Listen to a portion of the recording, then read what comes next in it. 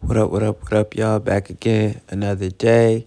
And as you can see, today's episode is pretty dope. I am linking up with my guy Hasan Dirton from House of Huebris. We're just chopping it up. Got a full interview in store for you. A little bit of behind the scenes right here. Can't really show y'all what he's working on, but let me just let y'all know it is a super dope exclusive. So just get your mind wrapped around that, and we'll holla at you soon. What's good, y'all? Back again, another day. I'm here with my guy Hasan from House of Hubris. How you doing, my guy? Appreciate you making time with me, spending that time. This is my guy right here, super creative guy. Just wanted to spend some time with him, ask a couple questions. Make sure we keep y'all with that high content. So first things first, man. Who are you? Can you tell us a little bit about yourself? Word. Well, my name is Hasan. Hasan Dirton to be exact. I'm from Greenville, South Carolina. Okay. Now residing in Charlotte. Right now we are in McFly Fresh Printing in Camp North End. You know what I mean? So just getting a little work in. Okay. Always what are you working out. right now? Right now I am burning a few screens. These are gonna go and be on a local artist tonight. That's performing at the Fillmore, I think. So, Okay. You know what I'm saying? Just some shit that we designed and about to crank them out. So right now this is just the process of like burning the actual screen itself. So whenever you think of like screen printing and like that whole process, this is where it starts right here. You know what I'm saying? So it's kind of it gets printed out on this transparency. We adhere it to the screen. This red stuff is it's emotion. Okay. And basically hit it with the UV. It burns itself, and then we blow it out. I need to retake it, get it on there good so it doesn't fall off. And then once we blow it out with the water over there, Okay. I have an image inside of it. And then that is what you would take to the screen printing machine right over the top of it. The screen printing machine's right out there, and hit it with the ink and the squeegee, push it through, and then that's how you get the prints on the shirts. So let me ask you this. We're kind of getting off script here, but with your machine, is it like the one that if you wash it, it'll come off a little bit, or is it that deep screen print that stays on the shirt? So yeah, man, like the process with like what we do here, we use silk screen. So it's like the process is actually into the garment itself. It's not printed on top of it, or like vinyl where it's cut out and then heat pressed to it. So it's like actual ink going into fabric, and it just holds a lot better. Oh man, that's a lot of quality right there, boy. So let me ask you, what made you get into entrepreneurship? Man, I was about 8. I was about 8, and man, like just growing up how we grew up, it's a little tough. So I wanted some Jordans really bad, and like fam was not having it, mom was not having it. It wasn't birthday or Christmas and nothing. This is middle of summer. Man, I had an older cousin who's like my mentor, Juma, and bro was working at a vending machine company at the time, and he pulled through the crib. We was all at my grandma's house. He pulled through, and he's listening to the conversation. I'm trying to win everybody over on why I need these shoes and why I needed them right now. And bro was like, "Meet me here tomorrow. I'm gonna have something for you." So I did. Got out of school. He came back, gave me 300 count boxes of M&Ms. You know what I mean? And was like, "Yo, I don't want nothing back from them. Okay, you take all 300. If you sell them, we'll take you to go get the shoes." Of course, the very next day, that shit was going. I don't know if I. You good? Okay, You good? my bad. You good?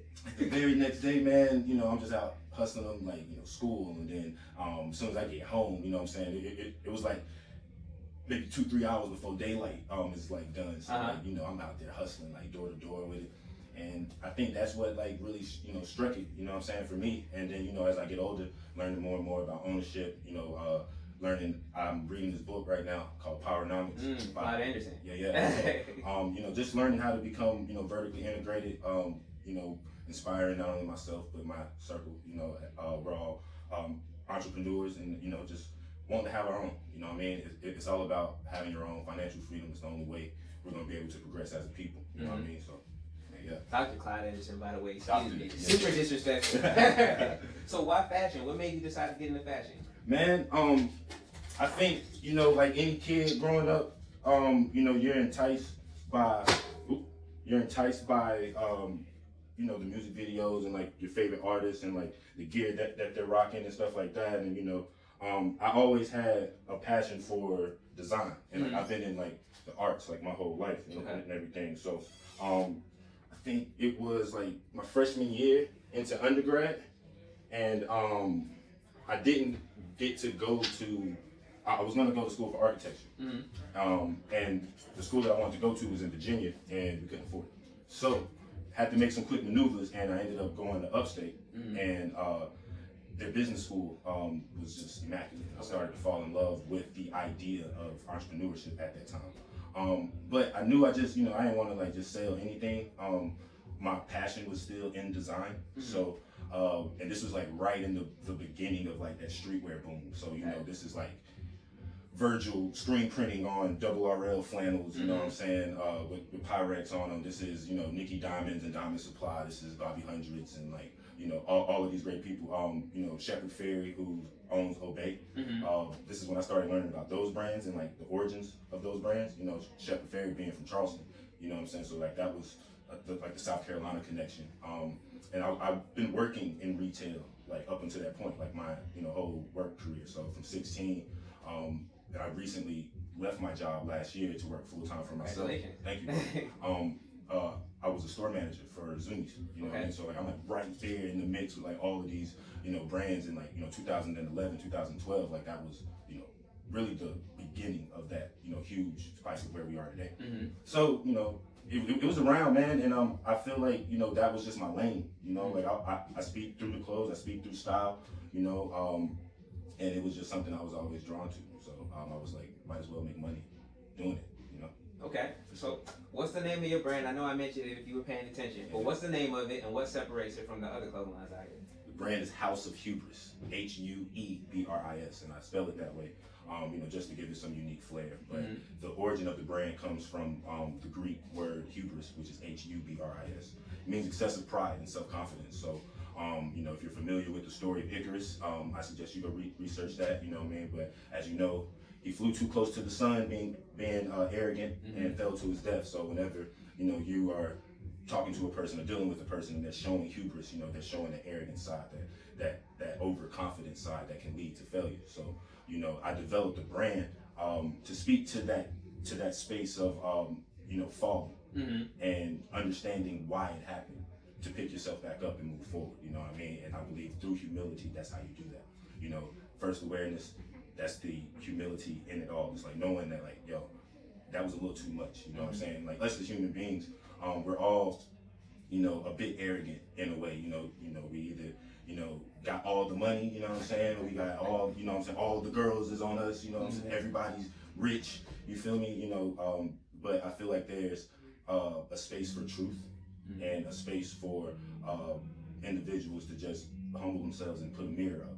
And that's what the brand is doing, just through the clothes, through the collaborative efforts that I'm doing, working with different artists, things like that. I spell it Huebris, Hue, you know what I'm saying, just, to speak to the use of color that I use within it, you know what I'm saying, so, yeah. Okay, now I heard you mention collab. Can you talk about some of the people you're working with currently? Yeah, so, I just wrapped up a collection that I did with APB.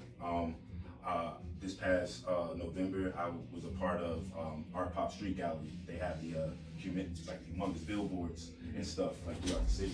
You know what I mean? Peace. All right, peace. Come on in. Oh, sure.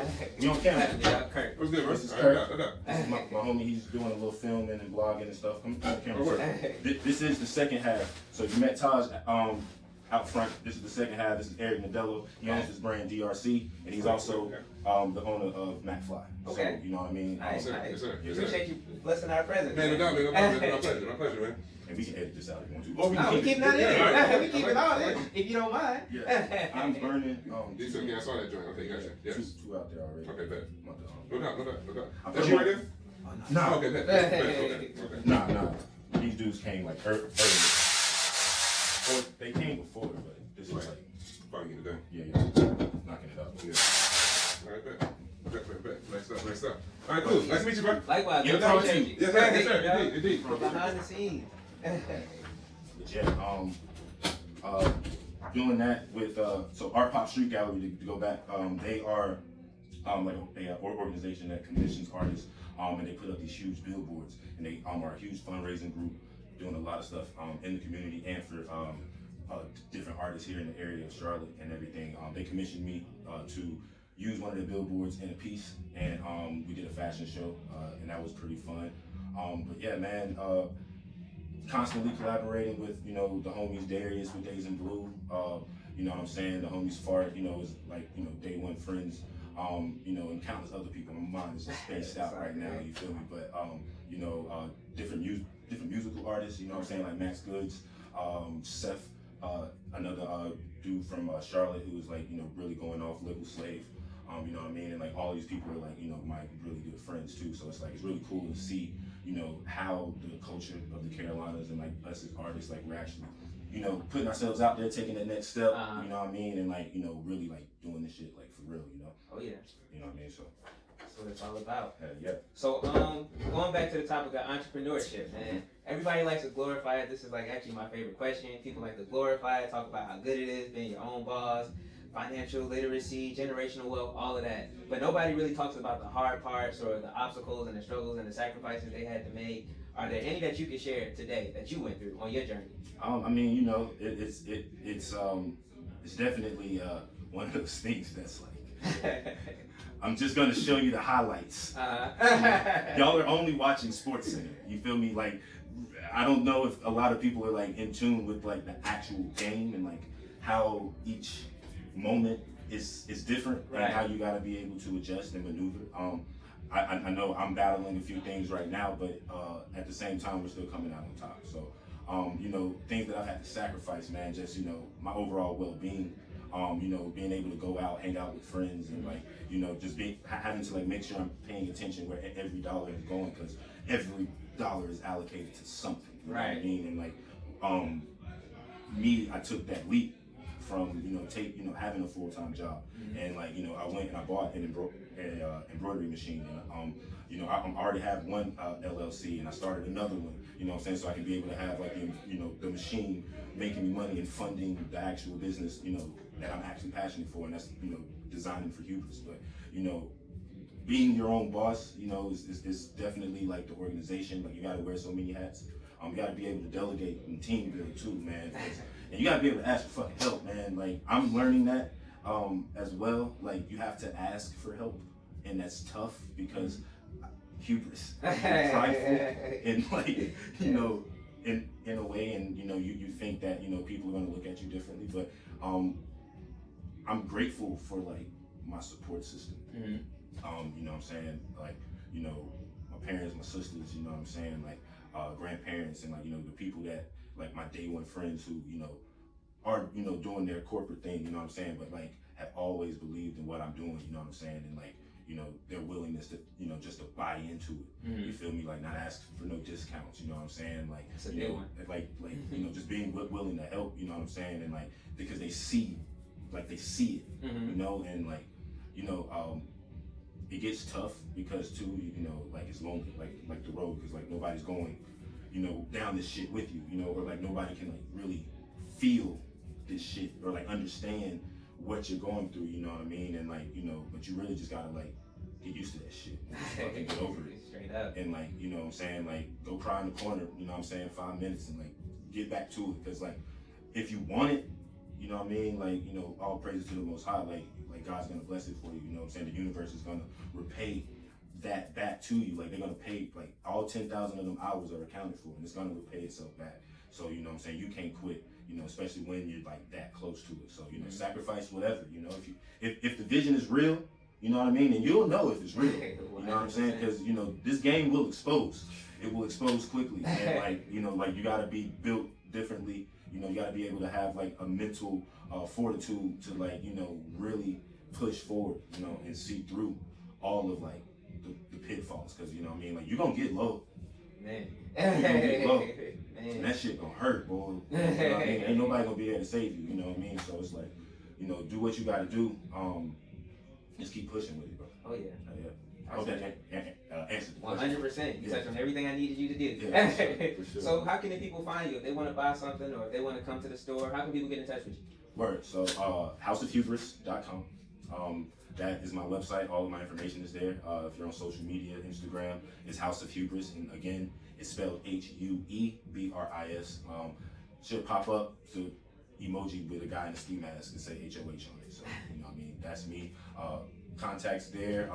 Hasan at houseofhuebris.com for any inquiries. But yeah, that's what Okay. And lastly, man, is there anything you want to leave the people? Any words of wisdom, any encouragement, anything you got? Keep going, nigga. Like, you know, that's all I gotta say. That's what they telling me to do. So I'm gonna tell you what they telling me. Keep going, my nigga. Like, 100%. don't stop, bro. 100%. Well, look, man, I appreciate your time, man. Peace, bro. I appreciate you. Oh, yeah. Wanting that.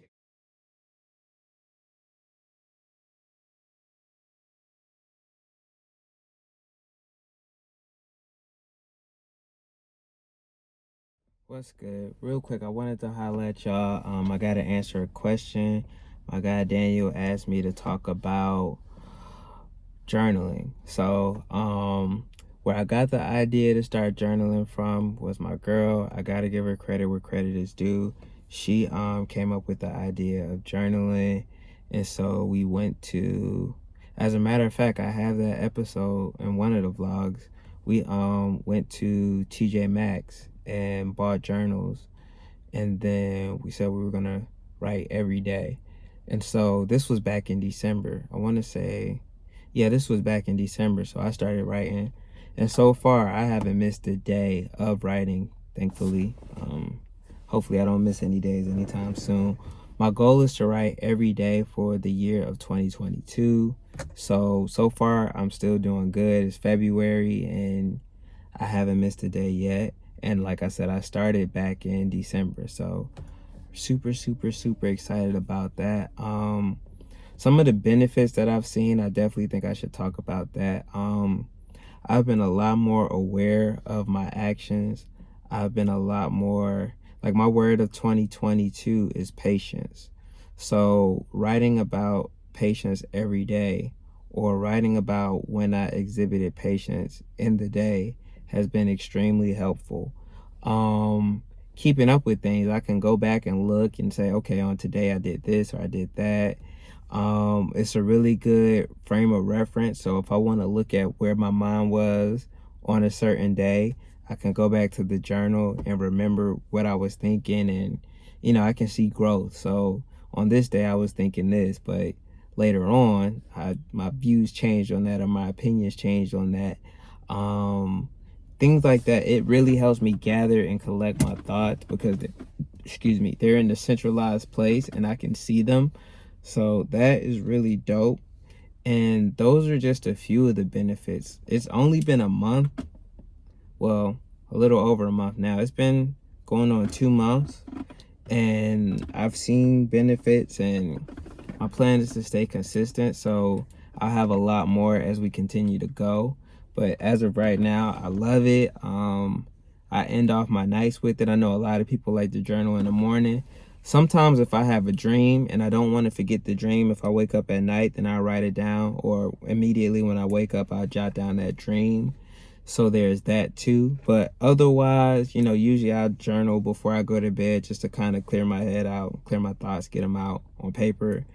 And then just keeping up with my goals as well. So those are just a few of some of the benefits that I've had journaling. If anybody else has benefits of journaling or some things that I should look out when I'm journaling, please, by all means, drop them in the comment section. I really need my engagement to go up. So y'all, please start leaving more comments. Shout out to everybody that has been leaving comments. Shout out to everybody that's liking my stuff. Shout out to everybody that's subscribing. I appreciate everybody. And like I said, everybody that's telling me how you like my videos in my DMs on Instagram or on Twitter, I need you to take that same energy and put it over in YouTube so my metrics can go up and my page can get shared more and we can grow the content. I really ask you humbly to do that for me. But yeah, we got way more cool stuff going on. I got the interview with Hasan. I think I'm going to drop that later on in the week. I also got a food interview with some food truck guys. I can't wait for y'all to see that. That's going to be super dope. And I just got a lot of ideas and a lot of content. Got some more books for y'all that we're going to talk about. And then it's Black History Month, so I'm reading books that are either written by Black authors or books specifically about Black people all month. So we got a lot of stuff going on. Make sure you like, comment, subscribe, share, and I will holla at y'all later.